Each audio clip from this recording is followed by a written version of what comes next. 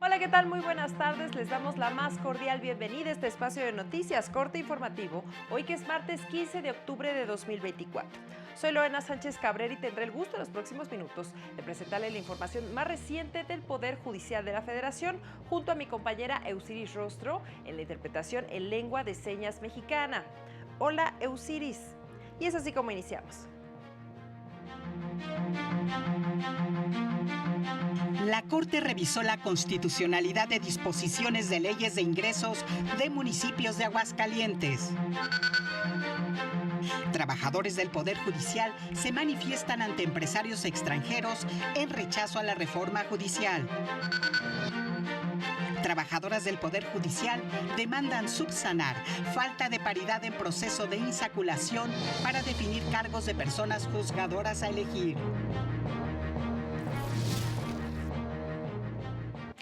Vámonos directo con nuestro compañero Mario López Peña, quien se encuentra en el edificio sede de la Suprema Corte y nos tiene los detalles de lo que resolvió este martes el Pleno del Tribunal Constitucional del país. Muy buenas tardes, Mario, te escuchamos. ¿Qué tal? Muy buenas tardes a todas las personas que siguen esta transmisión. El Pleno de la Suprema Corte de Justicia declaró la invalidez de diversas disposiciones de la Ley de Seguridad Social del Estado de Tabasco, centralmente por atentar y ser violatorias del derecho a la seguridad social. Entre ellas, invalidó la cuota adicional establecida en la ley para considerar como beneficiarios a la madre y o padre de la persona trabajadora, así como el artículo 8º transitorio sobre el beneficio de transición únicamente para los pensionados. Escuchemos parte de los argumentos del ministro ponente, Luis María Aguilar. Todos aquellos trabajadores que al momento de entrada en vigor de la nueva ley no hayan cumplido con los requisitos que para las pensiones ahí se establecían, no tienen derecho a ellas y en términos del artículo 8º transitorio están obligadas a sujetarse a las nuevas disposiciones de la Ley de Seguridad Social del Estado. En cambio, los trabajadores que hayan cumplido con los requisitos para acceder a una pensión de acuerdo a las normas anteriores, aun cuando no se hubiese efectuado el reconocimiento, podrán optar entre permanecer en el régimen anterior o transitar al nuevo. El Pleno también invalidó la norma que establecía que para que un pensionado pudiera disfrutar de una pensión, debía liquidar adeudos con el Instituto de Seguridad Social local. Escuchemos nuevamente al ministro ponente. Se propone que esta disposición vulnera el derecho a la seguridad social porque conforme a precedentes de esta Suprema Corte, entre ellos las acciones de inconstitucionalidad 101/2014 y 9/2015, no es posible condicionar el acceso del trabajador y sus familiares a la seguridad social mediante el pago de cuotas y aportaciones, toda vez que el cobro de tales créditos no corresponde a las personas trabajadoras. Otras de las disposiciones declaradas inconstitucionales por el Pleno de esta Ley de Seguridad Social de Tabasco estuvo la atribución de la Junta de Gobierno del Instituto para modificar el destino de cuotas y aportaciones, también que se estableciera el concepto de pensiones caídas que prescribían en favor del instituto, así como la prohibición del propio instituto de hacer pagos retroactivos por concepto de pensiones. Y finalmente declaró inconstitucional que excluyera de beneficios de ley a los trabajadores eventuales. En otro asunto, el Pleno declaró inconstitucionales disposiciones de leyes de ingresos de diversos municipios de Aguascalientes para el ejercicio fiscal de 2024, entre ellas la norma con cobros por la expedición de copias simples y certificadas derivadas de solicitudes de acceso a la información, así como las normas que establecían cobros por el servicio de alumbrado público. Es lo que resolvió el Pleno de la Corte en esta sesión pública. Muchas gracias, Mario, como siempre, por tu información. Y seguimos con las noticias. La Suprema Corte publicó la sentencia del Pleno en la controversia constitucional 50/2024, en la que invalidó las fracciones 9ª y 10ª del artículo 20 de la Ley de Ingresos del municipio de Morelos, Coahuila, para el ejercicio fiscal 2024, que establecían el cobro de derechos por la expedición de permisos de construcción y remodelación de pozos para la extracción de cualquier hidrocarburo, al invadir las competencias de la Federación previstas en distintas fracciones del artículo 73 constitucional, que reserva la facultad de legislar en materia de explotación de todos los minerales y sustancias que se encuentren en mantos, vetas o yacimientos, entre ellos los hidrocarburos, a la Federación. El Pleno precisó que si bien las disposiciones declaradas inválidas no prevén el cobro por el otorgamiento de autorizaciones para la explotación de hidrocarburos, sí establecían el cobro de permisos para la construcción y remodelación de pozos para la explotación de dichas sustancias. Y con base en el principio de igualdad y no discriminación, la Corte garantiza que las personas no sean excluidas de su entorno laboral por enfermedad, destacó el máximo tribunal. Como parte de la campaña 100 sentencias de la Corte que hacen justicia a personas mexicanas, recordó el amparo directo en revisión 33.708/2016, en el que la segunda sala protegió a una trabajadora sobreviviente de cáncer que fue despedida cuando al regresar a su lugar de trabajo y aplicar para un nuevo puesto, se le detectó una recurrencia de la enfermedad, por lo que fue despedida por falta de probidad y honradez contra la empresa. La Corte señaló que ante un auto discriminatorio con motivo del despido injustificado de una persona con discapacidad, como es en este caso debido al cáncer que padece, los órganos jurisdiccionales están obligados a realizar una motivación reforzada en torno a la decisión.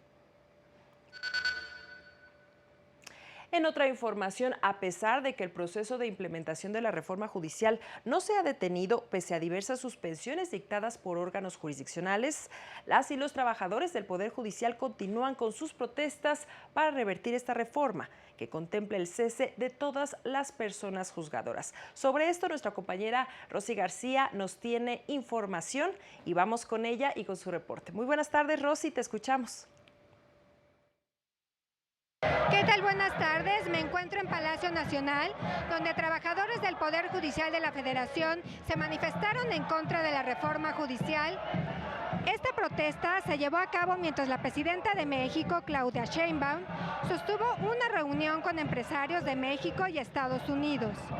La vocera de los trabajadores del Poder Judicial de la Federación, Patricia Aguayo, se pronunció al respecto.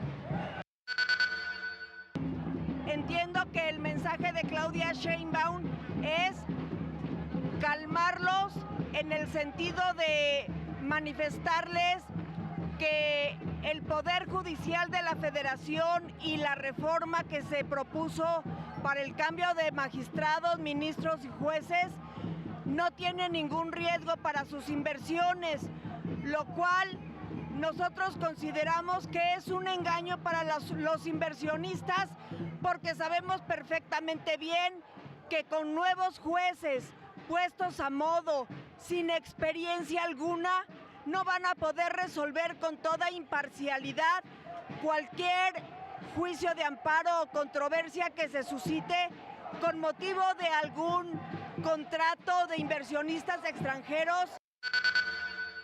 Respecto a la aprobación de nuevos jueces a través de un sistema de tómbola, la vocera indicó que compromete la calidad y capacidad de quienes imparten justicia en el país.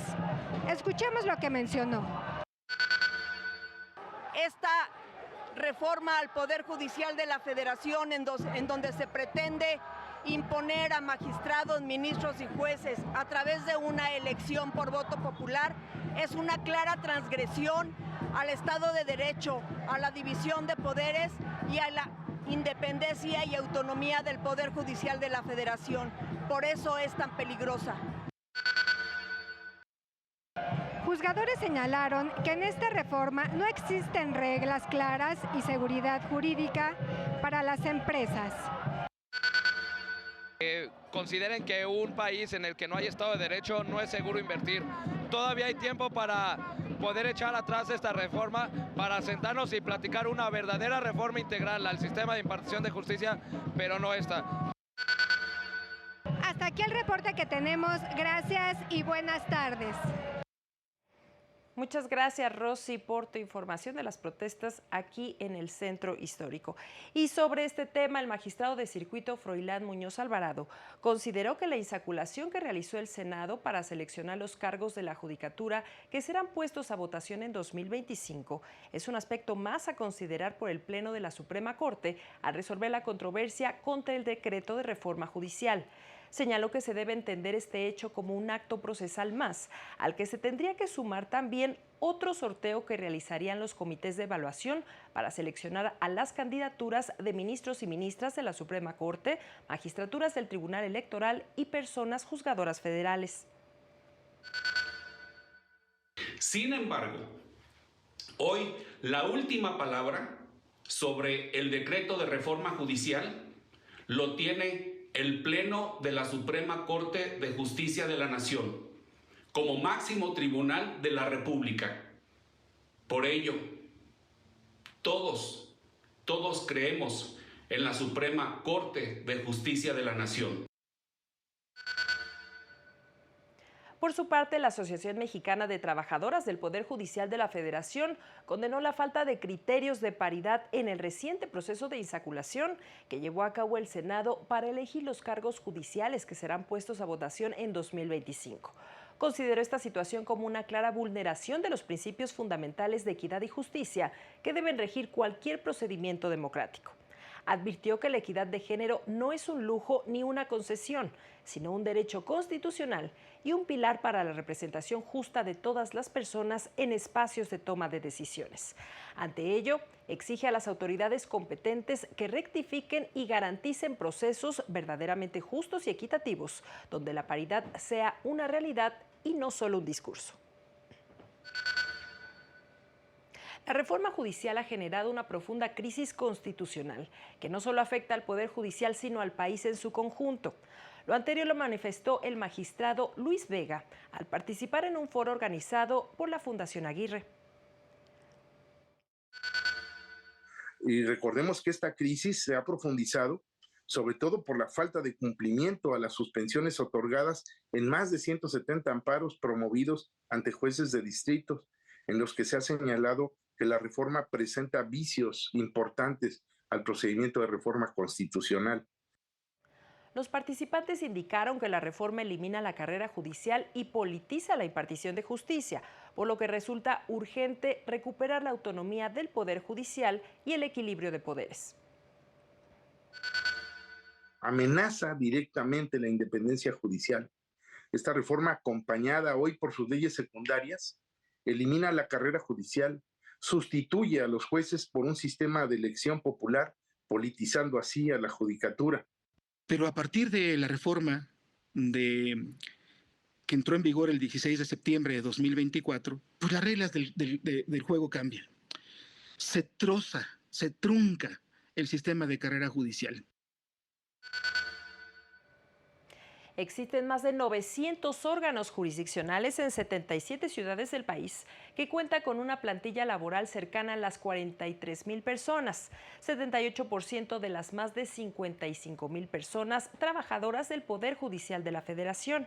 Así lo destacó la directora general de Estadística Judicial del Consejo de la Judicatura Federal, Jacqueline Martínez Uriarte, en el nuevo episodio del podcast Reflexiones desde el Consejo, que se enfocará en la estadística judicial, pieza clave para la transparencia y la rendición de cuentas.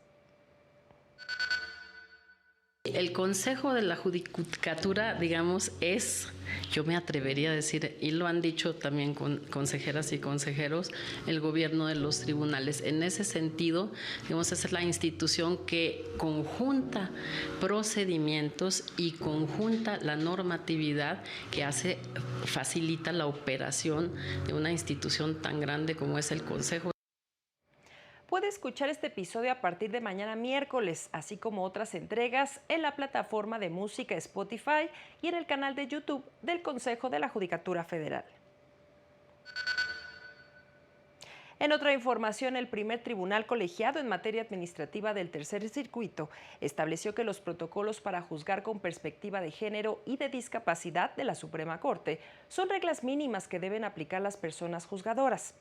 Precisa que si bien es cierto que no constituyen criterios obligatorios para los órganos jurisdiccionales, también lo es que los lineamientos que se contienen se sustentan en tesis de jurisprudencia y tesis aisladas del Tribunal Constitucional, mismos que sirven para resolver asuntos que involucren cuestiones de discriminación por condiciones de género o por situaciones de vulnerabilidad. Agrega que son herramientas interpretativas que permiten la funcionalidad del catálogo constitucional de derechos humanos, favoreciendo en todo momento la protección más amplia, conforme al principio pro persona, y por ello, más que orientadores, es necesario utilizarlos para resolver casos de personas en condiciones de vulnerabilidad y garantizar su derecho de acceso a la justicia. La Defensoría Pública Federal dio a conocer que asesores de la institución brindaron asistencia jurídica a 18 personas migrantes que fueron agredidas el pasado 1 de octubre por elementos del Ejército en el estado de Chiapas.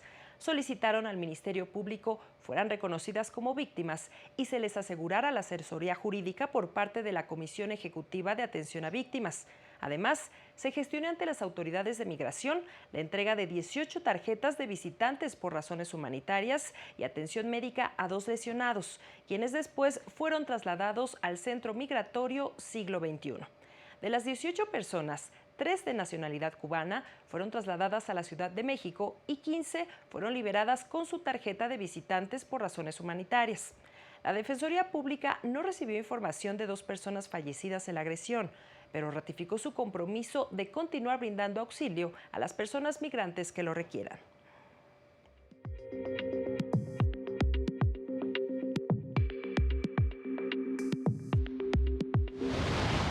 Por unanimidad, las y los magistrados del Tribunal Superior de Justicia de Chihuahua aprobaron presentar una controversia constitucional ante la Suprema Corte de Justicia de la Nación para combatir el decreto de reforma al Poder Judicial.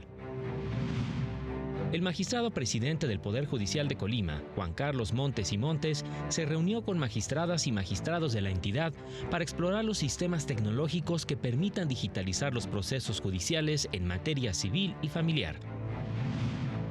El Poder Judicial del Estado de México habilitó las notificaciones por WhatsApp en causas, carpetas y exhortos de los juzgados de control, tribunales de enjuiciamiento y juzgados de ejecución y del Sistema Integral de Justicia Penal para adolescentes para agilizar la impartición de justicia. El Pleno del Tribunal Superior de Justicia de Tlaxcala rindió protesta a 6 nuevos jueces municipales adscritos a las localidades de San Pablo del Monte, San Juan Huatzinco, Santa Ana Chiautempan y San Jerónimo Zacualpan. Para el canal del Poder Judicial de la Federación, Jesús Daza. Y es así como llegamos al final de este espacio de noticias, corto informativo, como siempre, agradeciendo su compañía e invitándole a mantenerse aquí en la señal del canal del Poder Judicial de la Federación. Le invito a seguir a las 19:30 horas nuestro avance informativo y a las 8:30 de la noche el noticiario nocturno. Soy Lorena Sánchez Cabrera y le deseamos que tenga una excelente tarde. Hasta pronto.